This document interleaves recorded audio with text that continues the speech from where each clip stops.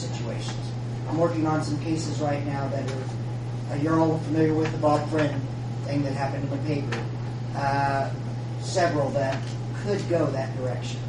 And it's another situation where we have a couple horse hoarders, one with 27 horses that has no business having 3. And we had to take one a weekend ago from a guy that the horse fell down and couldn't get back up. It was in the state of dying.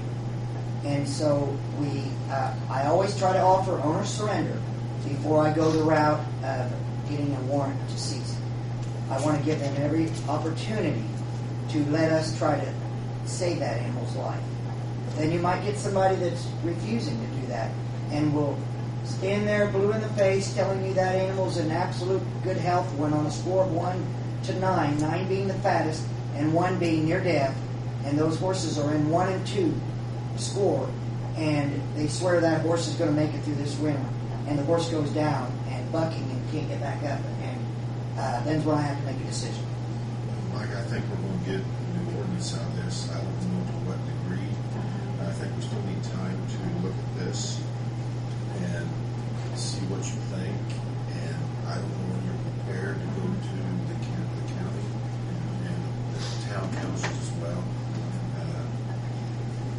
I don't think that the city wants to dictate what the county should do. But I'd like to try to get their general opinion of what you have here. And maybe there's some things they're willing to accept more than what we are. And maybe there's things that we haven't touched on that they might have concerns with. This is a joint situation with the Taylor County, City of Greensburg. So that's what I would like to do right now. And if you can get on some of their agendas and talk to them. And I appreciate your hard efforts and work that you guys do. It's important. I don't have it if we didn't have it. But I think it'd probably be next step is what's the council think? Well, I don't want to just send them to the county and have them find out what the county is going to do. I don't know if we'd be ready to do anything tonight. But the one thing that does bother me is that $75 for each unneutered dog or cat, because the $5 is fine. I'll maybe make it, I'd say between 10 and 20. Because I understand what you're trying to do with it for it, promote spaying and neutering, but I just don't think people are going to pay that. Your dogs. Yes, both of them are. And they all got their shots. So it's only $5. That's only 5 bacon cheeseburgers. Well, I'm willing to entertain a new figure. I personally feel that 15 or 20 is too low for an unneutered animal, especially when we have low-cost spay-neuter now available. And actually, we are looking at assistance for people that financially can't afford to have their animals spayed or neutered.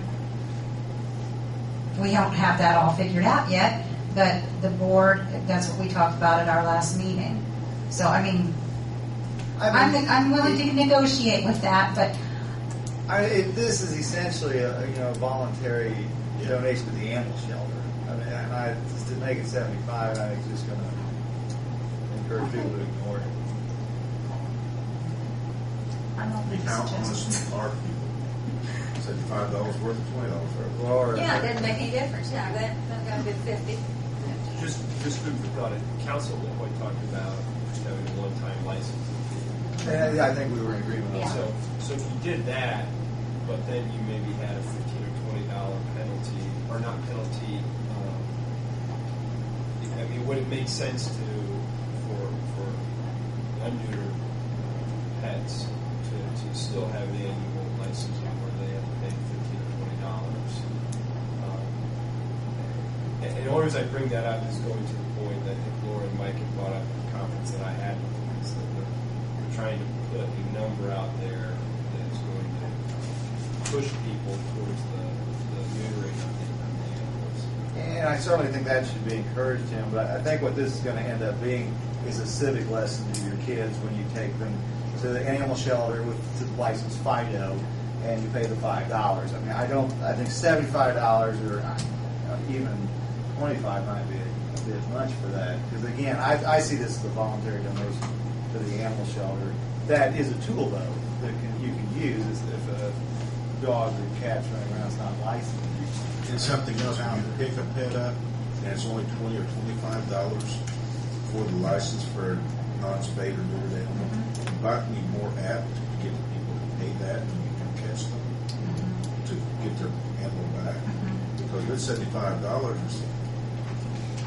why do I like you? I just don't want $75 for it that I can afford. I don't love it. Yeah, well, that's true. We can look at that. Because that's my biggest tool. If I can catch the animal, I've got something. Because then they have to come there to pay the fees and the fines and the lecture and everything else we throw at them. And the lecture involves do something about your dog. Be more responsible. Don't let him out again. There was that time when the door got opened by the child and the dog jumped out. I understand those first time situations that weren't planned. But we do have so many people that challenge our department, challenge the law and the ordinances. And one thing I do not like and won't tolerate is a mockery to our department that think that we have no power and that we are a joke, and we are not. This department takes everything very serious. We want to be professional in everything we do, and we take it very serious. And we want to protect our citizens as much as the animals, too. And when I get these calls, what is it going to sound like to these people that are calling over the phone, frantic, upset because this animal came in, and we had an incident last week in Bernie, a wolf hybrid that came over across the street, broke its log chain that you could pull a tractor trailer with around its neck. They had it hooked around its neck, broke it, and killed a lady's corky dog. Put it in its mouth, shook it to pieces, and tore it to shreds. And when I got there, there was pools of blood in her yard, and we can't find the rest of the dog's remains. And what restitution does that lady have? And the owner of this dog has even admitted to me that the dog has gotten loose numerous times, but they can't contain it. It is so big and strong. That's in here too, under the hybrid. It's a hybrid, and then so we're looking at where we can go with this hybrid situation. But we take our job serious, and we want people to take us serious.